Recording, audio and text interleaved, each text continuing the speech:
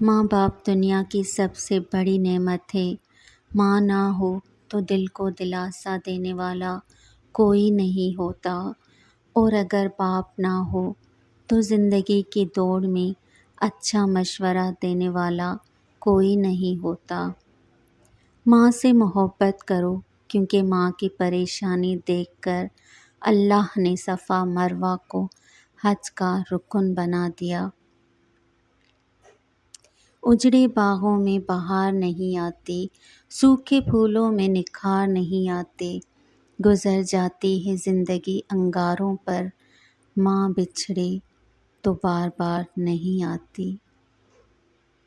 اگر 70 سال تک خانہ کعبہ کا طواف کر کے اس کی نیکیاں ماں باپ کو ہدیہ کرتے رہے، تب بھی تم ایک آنسو کے اس قطرے کا بوجھ ہلکا نہیں کر سکتے جو تمہاری بدسلوکی کی وجہ سے تمہاری ماں کی آنکھ سے گرا تھا۔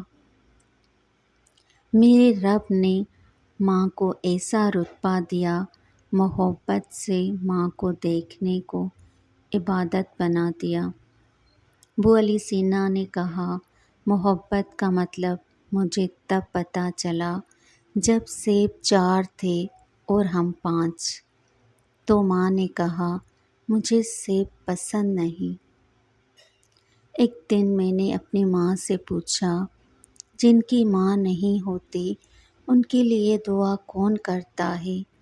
وہ بولی، دریا اگر سوکھ بھی جائے تو ریت سے نمی نہیں جاتی۔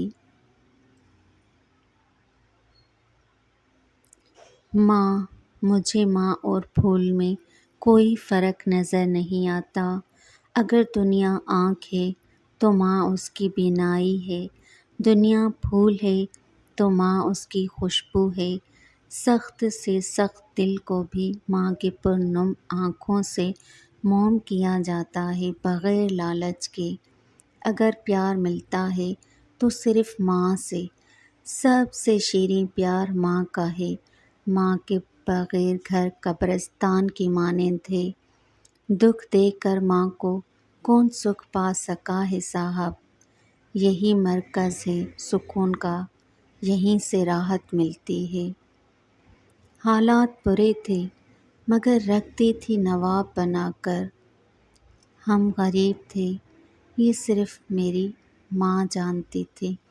کبھی وقت ملے تو اپنے والدین کے چہروں کی طرف دیکھ لینا، آپ کو پتہ چلے گا کہ آپ کا مستقبل بناتے بناتے وہ خود کتنا ٹوٹ چکے ہیں۔ ماں کی دعا اولاد کو خاک سے سونا بنا دیتی ہے۔ آسمان کا بہترین تحفہ انسان کے لیے ماں ہے۔ ماں وہ ہستی ہے جو خود تو گرمی برداشت کرتی ہے مگر اولاد کو اس تکلیف سے بچانے کی کوشش کرتی ہے۔ خالق کے بعد جس نے مکمل کیا مجھے، اہل جہاں سنو، وہ میری ماں کی ذات ہے۔